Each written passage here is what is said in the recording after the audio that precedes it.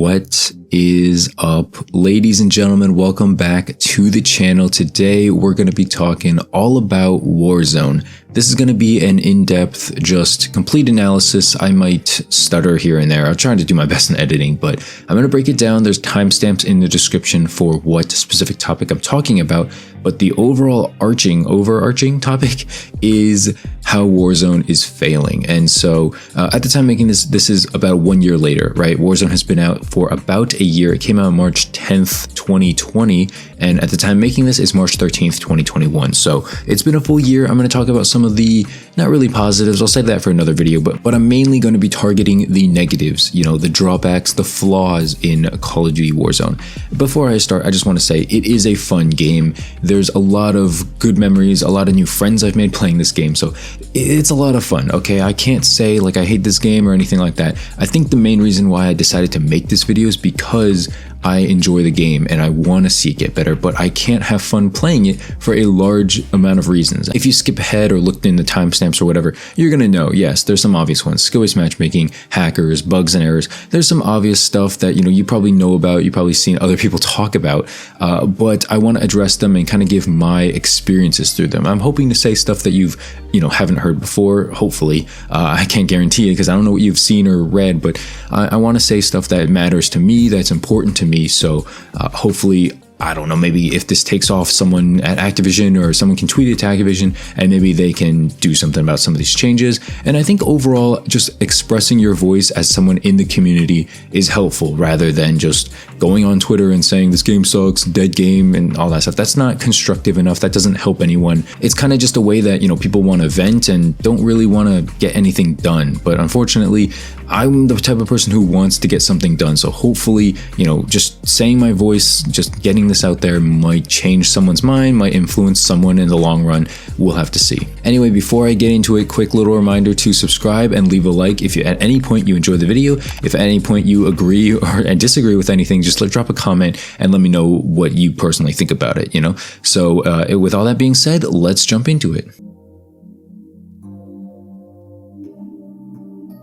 So number one, the first thing everyone has to talk about is skill-based matchmaking in Warzone. Yes, it is in here, and it's actually, surprisingly enough, it's actually easier to track/check in this game compared to multiplayer. And the main reason is because there are Warzone companion apps. Essentially, all you got to do is download this thing. I have one called Warzone Companion or Warzone Tracker, something like that. And basically, whenever you start a lobby, it will tell you the average KD, the best team in the lobby, the best, I guess, the top teams, and it's just a really helpful app, and it tells you like, hey, if I'm playing with someone who's maybe it's their first time ever playing, hey, our average KD is a 0.7, okay? Versus if I'm playing with some of my sweatier friends, hey, the average KD is a 1.4. Guess what? Yeah, that's a pretty big difference in the average KD, okay? If the average isn't even like a 1, as a 1.1, 1.0 something player, like I'm average, you know, I mess around with some guns, I don't always take the game super seriously.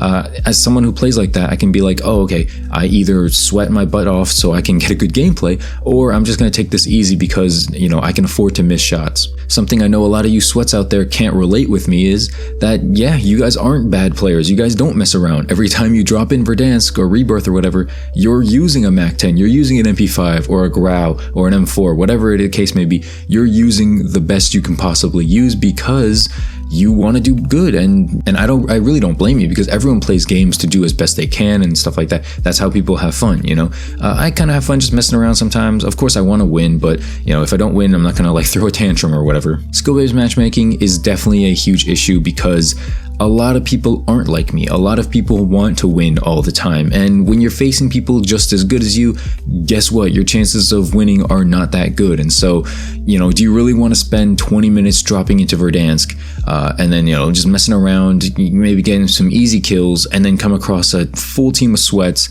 and feel like you just accomplished nothing, right? You got no weapon XP, probably not much camo progress, probably not much XP progress. Like, I guess at the minimum, you're getting some battle pass progression, but for the most part, you're really not getting much out of it as long as you like lose these Warzone matches.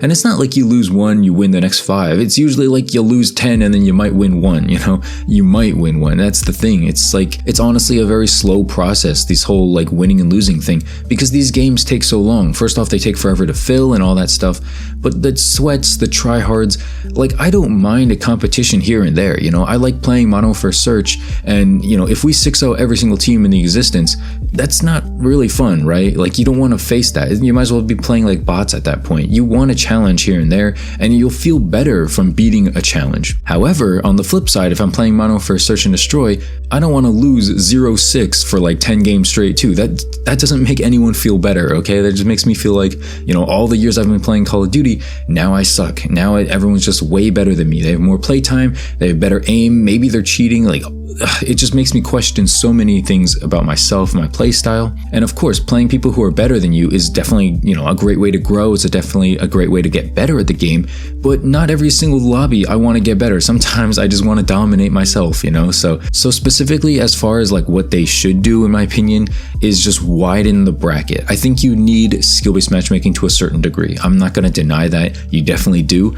But to have everyone being pretty much around the same, or not everyone, but like maybe 80 to 90% of the lobby being the same level as you, with a few stragglers either way better or way worse, it doesn't really feel that good. Maybe make the range, like, let's say there's like 10 teams in the game, right? Like, let's say it's Rebirth or something. Maybe make it so if there's like 10 teams, let's say you're playing Rebirth or something, maybe like 4 of them are as good as you, 3 are better, 3 are worse, something like that. So there's a good mix, right? As opposed to, 9 of them being just about as good as you, 1 of them being way better. Like, that's not fun. And I'm not saying that's the exact lobby formula or algorithm for how they matchmake. Of course, nobody knows. But I'm just saying sometimes that's really what it feels like. It feels like you can't land. It feels like as soon as you, redeploy from the gulag or whatever, you're just instantly murked. People like don't miss a shot on you. And the overall atmosphere, it just becomes sweaty. It becomes try hard. And you'll notice a lot of casual players have stopped playing Warzone and I guess similar Call of Duty titles because of skill-based matchmaking. Like, there's no point in getting better, because as soon as you get better, you're going to feel way worse because the person you're going to see, the next team you fight, is way better than you. So maybe you spend every Saturday in the summer, perfecting your aim, trying to get better and better. And then, as soon as you get better, boom, the next Saturday you get demolished again. It just doesn't feel good. It feels like there's no incentive to grinding and getting better. And before we completely remove off this topic, can we talk about the people, the TTV sweats, who have TTV in their name, or, YT or whatever, who have like 0 to 3 viewers on their stream and who stream like once a year or whatever? Like, why do these people feel the need to just, I get it, okay, I get that you want to be a streamer, like I'm in the same boat, but like they don't put in any effort. They're just like hoping that, oh hey, maybe someone will come across my stream because they say TTV. In my experience, if you put TTV or YT in your name, you're asking to get bullied by people you meet online. Like, that's kind of what you're asking for. I don't think that's a great way to grow. It's not authentic. And the people you might get like 1 good viewer and like 50 haters. Like, that's the thing about putting that in there. It doesn't make people want to grow. That's just my opinion. Maybe that hurts. I don't know. Maybe I'm wrong. I'm just saying that's my personal experience. It doesn't really seem like it helps you. I've talked about skill-based matchmaking quite a lot, so let's move on to that. But if you're interested in hearing more of my thoughts, follow me on Twitter, watch my streams on Twitch. All that stuff is in the description down below. And I usually talk about stuff like that on my streams as well. So go check those out if you want. Anyway, let's move on to the next topic here, which is going to be the fact that there's not enough game-changing content. So this is going to be the map, the meta, obviously the weapon balance, and I'm going to talk about things like that. The thing is, since we're doing this whole like Warzone a year later review, there really isn't a lot of changes, right? If you look at Verdansk, what's new, right? Stadium, the boat, I really can't think of anything else besides those two. And it feels like Stadium has been here for a while too. There's not enough changes. And so you don't need changes every day. You don't need changes every month. But to have pretty much a whole year go by with not much differences, right? Like, there's still the same buildings people camp on, pretty much the same gulag. I mean, I can appreciate how they changed it a bit, but honestly, I don't really want the gulag to change, but that's a different story. There's pretty much not much changes when it comes to the map. The map's not the biggest issue to me. I can play on it. I can play on most of these maps. Like Rebirth, I don't really care about. Blackout, I don't really care about. You just kind of get used to it. Personally, I think this map, like Verdansk in total, is a bit more campy than I would like, but it's a battle royale at the end of the day, right? You can't have everything you want. More specifically on what they could change, in my opinion, is the meta. I think that a lot of the guns that you thought were viable from months ago are pretty still viable. It's not like they're the best anymore, especially with the Cold War integration, and I'll talk about that in a later segment. But I do think that the weapon balance / meta does need to change at least once every like 1.5 to 2 months. You don't want to make it too often to the point where it's like, oh, I gotta look it up. What is it this week or this, I don't know, 2 weeks or something. I think at least a month you should stay the same.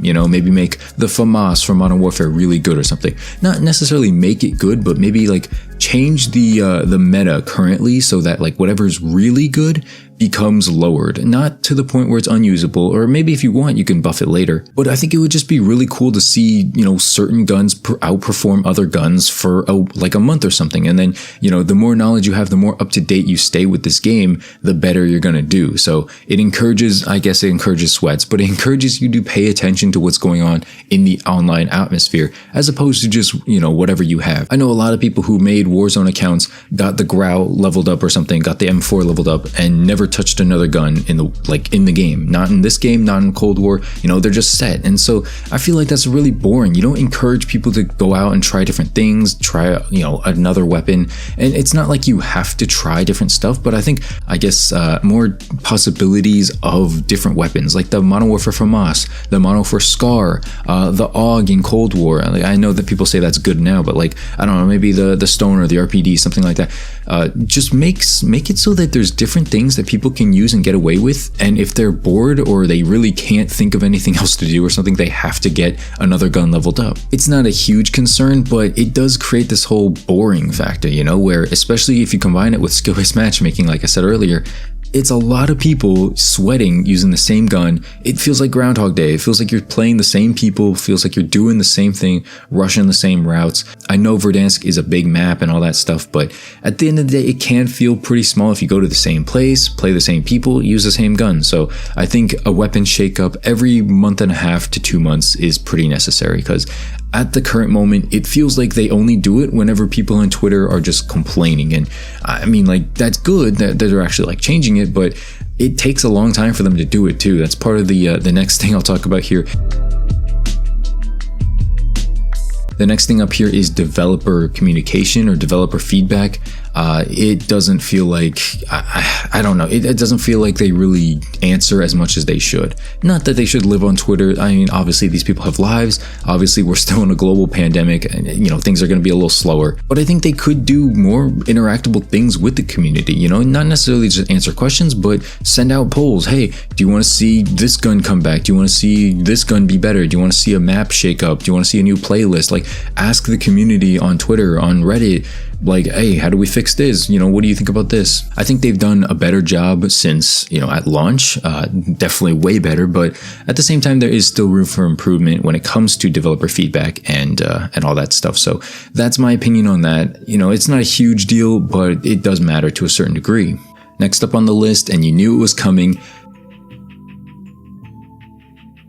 the hacking / cheating situation. I've made countless videos on this, so I'm not going to dwell too much on it. All I got to say is that there needs to be an anti-cheat, okay? There needs to be. This is one of the best games, biggest games, and the fact that there's cheating so fast. Like, can you imagine if Call of Duty had cheating, like, in multiplayer, like, I don't know, 2 weeks into its game or something? Like, I know it's possible, but like, this is pretty rampant, like, cheaters are not uncommon in Warzone. Whereas, if you ran into a cheater and say like Black Ops 4 is like a month in or something, you'd be like, oh, like, I'm not that surprised, but like, oh wow, like there's actually a cheater. Like, it's, I don't see that every day. In Warzone, especially in the higher skill brackets, you see it pretty much every day. If someone like me can run into cheaters and easily know that they're cheating, yeah, there's like the people who are like good at this game. I can only imagine how many cheaters they're running into, how many people are suspected wall hackers, aimbots, recoil control. Like, there's just so much out there that's just like, hey, you know what? You want to boost in this? Just do it, and no one can tell.